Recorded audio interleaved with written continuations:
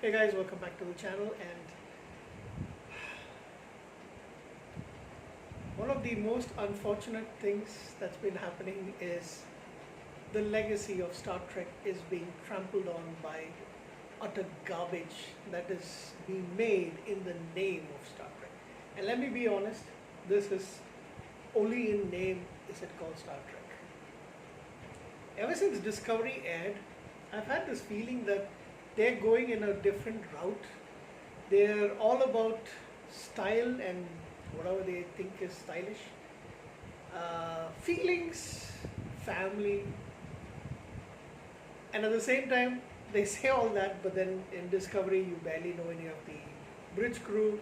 It's only like the main cast. You don't know anybody, to be honest. It's and their acting is and the writing is terrible, to be honest. Excuse me. Now, I don't put the other shows in it. Picard season 1, season 2, it's not that great.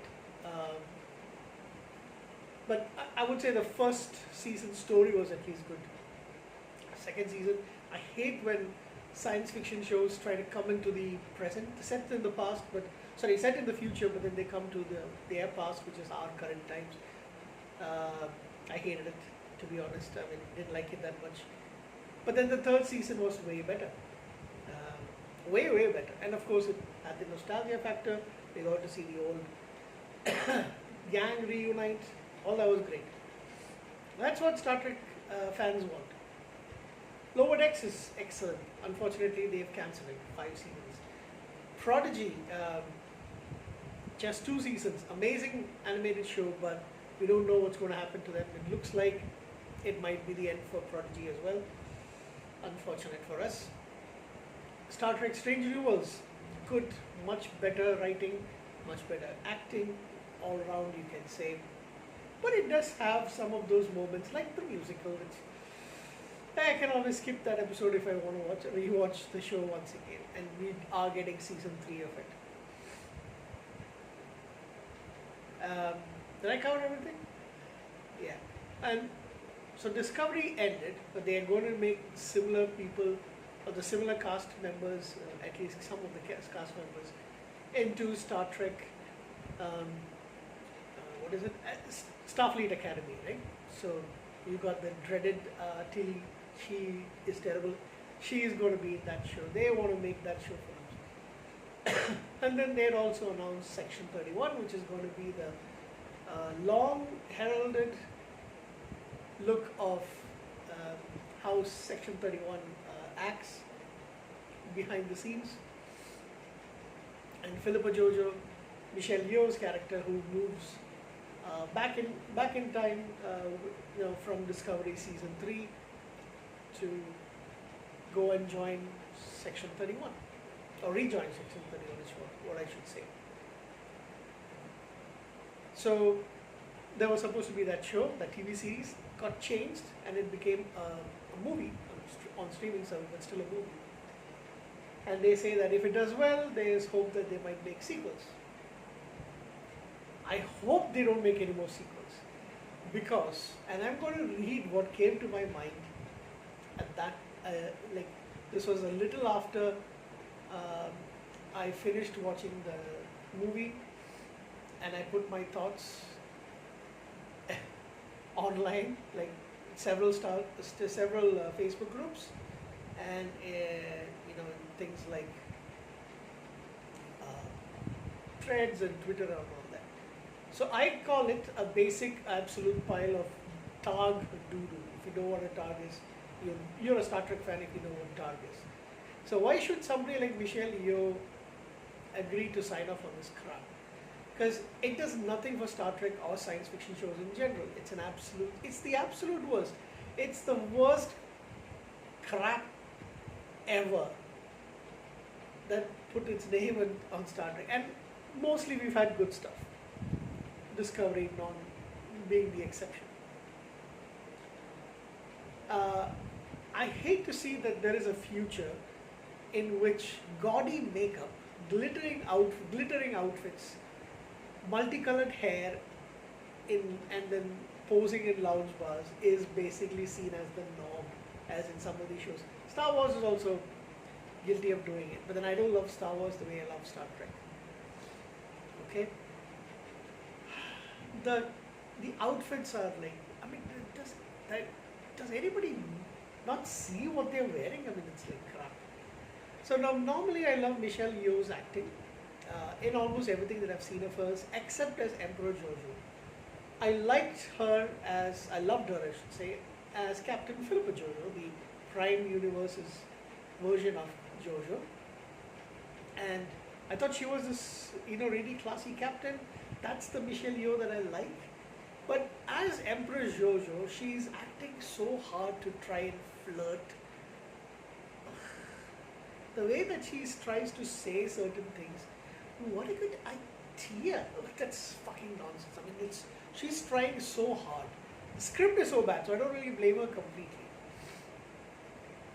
But she should know, an Oscar-winning actress should know that when it's crap, right? But funny thing enough, as Philippa Jojo, that was really classy, good leader, fun to watch.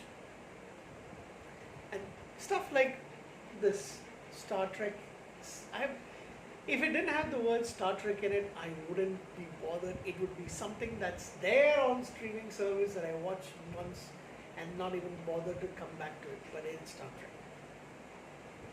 And this is just stomping on the legacy of what is Star Trek, what's good about Star Trek.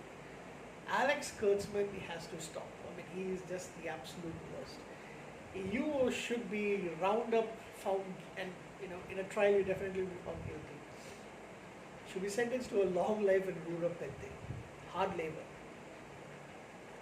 So that's what I wrote about my opinion about this movie. I have no idea why they included some of these characters. And I kind of understand that, some people would have this problem, like, are they not even trying to hide the fact that they don't want to have white straight men as heroic figures, not even as a side character? They kill them off as soon as they can. Omari Hardwick, one-note actor. I don't think I've seen him in anything else, but absolutely trash. Sam Richardson, trash. Robert Kaczynski, I was told, and I was a little excited for seeing him in this role because he is a Star Trek fan. I haven't, at least I don't think I've seen him in anything. Pacific Rim, he's there as Chuck Hansen, I can't remember. Haven't seen, he's the biker in Captain Marvel, which was like a small role. And he's there in The Grey Man, but I don't remember him. So he's a Star Trek fan, and apparently he was like, very giddy with, boy, you were robbed. James Hiroki Liao, I mean, I don't know, I've never seen him before. Humberly Gonzalez, she's the Baldy, plays what's his name? She plays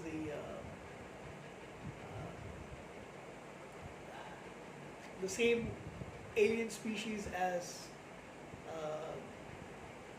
in Star Trek, the motion picture. I forgot the name of the series. Delton, sorry, yeah. She plays Melee.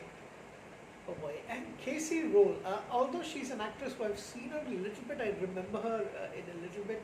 She's got way better acting chops in this, and she's playing Rachel Garrett, who's supposed to go on to become the future captain of the USS Enterprise C. And we get this. She's representing Starfleet in Section 31. Man, oh man, this is such a... I don't know what I liked about this. I give it a 3 out of 10.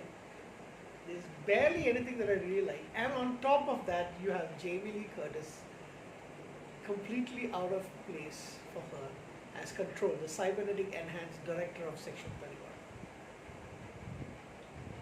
What an utter waste. There's this guy called Joe Pino who plays Dada. No, I didn't like anybody. I didn't like anything about this show, this movie. It's utter nonsense. Remove the name Star Trek and Section 131 in it. Just put it as some space battle out in the galaxy, some of the planets. It'll be confined to the the B movie reviews and B movie section of the.